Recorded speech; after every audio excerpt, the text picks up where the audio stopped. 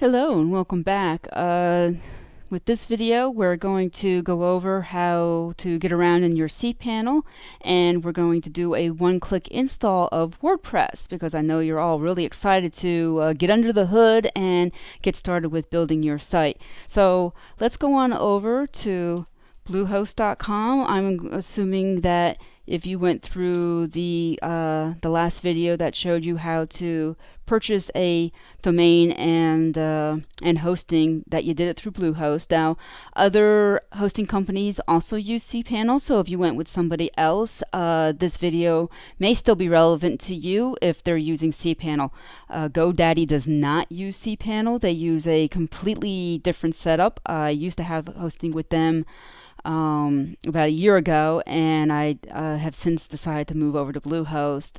The main reason being that at GoDaddy you can only have one domain per hosting account, where over here at Bluehost you can have just about as many domains as you want. I mean, obviously you get to a point where you start slowing down and taxing the system, so you don't want to put too many on a single hosting account, but you are allowed to have more than one, and that's what makes companies like Bluehost and HostGator a lot more attractive. So let's go ahead and log in. You go right up here to Control Panel Login and click, and that brings you to the account login screen. And if it's not already typed in for you, you can just type in your username and then enter your password that you created in the last video and log in. Now that'll bring you to a truncated screen of cPanel. They try not to overwhelm you. You may have seen another screen before this one. I've already been inside here, and I know the first time I was in here there was another getting started page as well, and you can just you can click past that.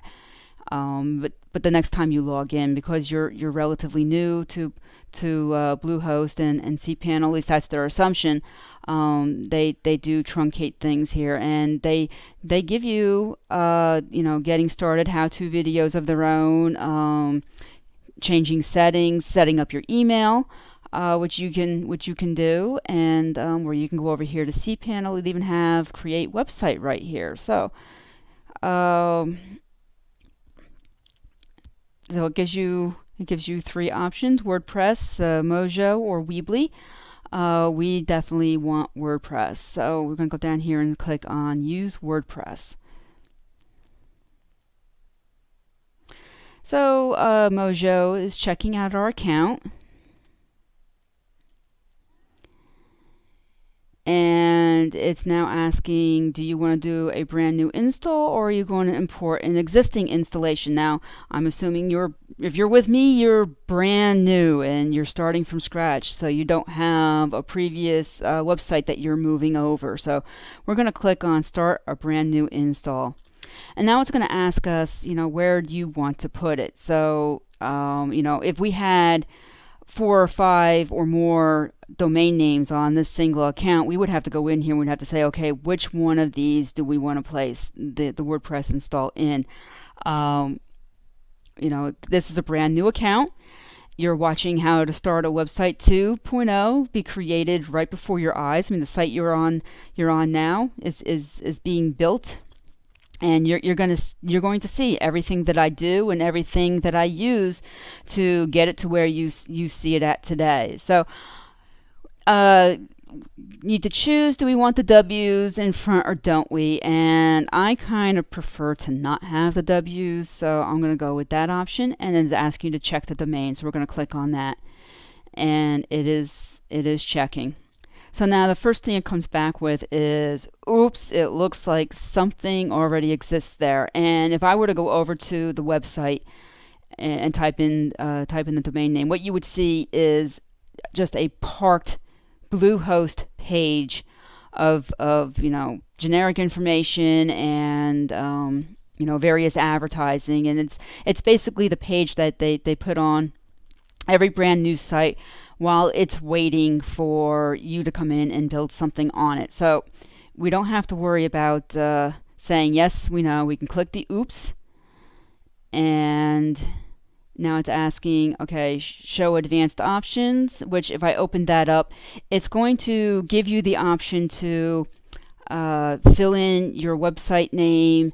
You can pick your username, your what email addresses that you want to associate with this WordPress install, and it'll ask you for a password. I'm not going to open this up because all of my private information is already in there, but you would go in and you would fill all that information in, and then click the green button at the bottom. So I'm going to pause the video for just a moment so that I can go in, check, make sure everything is set up the way it needs to be, and then I will continue the video in just a moment. Okay, so at the bottom of that last screen, you would have had to have checked that you accept the terms, and you click the green box, and that would bring you over to this screen telling you that the status was a success, that the install is now on your domain name that you chose. And I kind of cheated here a little bit. I did a screen grab and brought it into Paint so I could block out my username and my password so that you could see this screen. So the important thing to note on this page is where you log in from. You get to the dashboard and into the guts and the engine of your WordPress installation by going to your domain name and then typing in / and wp-admin. That's how you get to the dashboard, and we will get into that in the next video. Tonight was just showing you a little bit about your cPanel and how to get your WordPress installed. We can go and take a quick look at what your website looks like right now with the information that you had just put in. So if I go to howtostartawebsite2.com, this is what it looks like without having done any changes or any modifications. I had typed in my website name.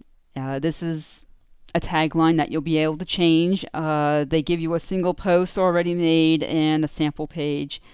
All of this, obviously, we're going to go in and we're going to delete, and we're going to set this all up to look the way we want it to look.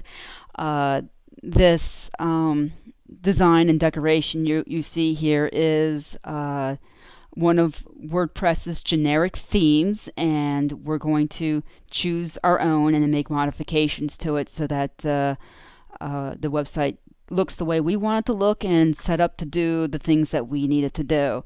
But this is what it looks like. So hopefully you're as excited as I am to watch your website form from here. So I hope this video was helpful. If it was, please like it. Subscribe to my YouTube channel. A lot more videos are on the way to show you how to finish building out your website, and head on back to How to Start a Website 2.0, because obviously now it does not look like this. There's a lot of content on there for you to read through, and I highly recommend that you become a free member of the Vault, because in the Vault I have everything. I keep everything in a very logical order, step by step, to follow this process. Sometimes when I'm doing videos or blog posts, I may not capture everything exactly in order, or down the road somebody may ask some questions and I may go back and fill in some gaps, and I'm not able to resort the posts. I do try to give you a thread to follow, but the way to make sure that you absolutely get these videos in order is to subscribe to be a member of the Vault, and because there it's laid out just like you're going through an online course. It's laid out in modules, it's laid out in units, and it takes you in logical order. So thank you for watching, and I'll see you on the next video.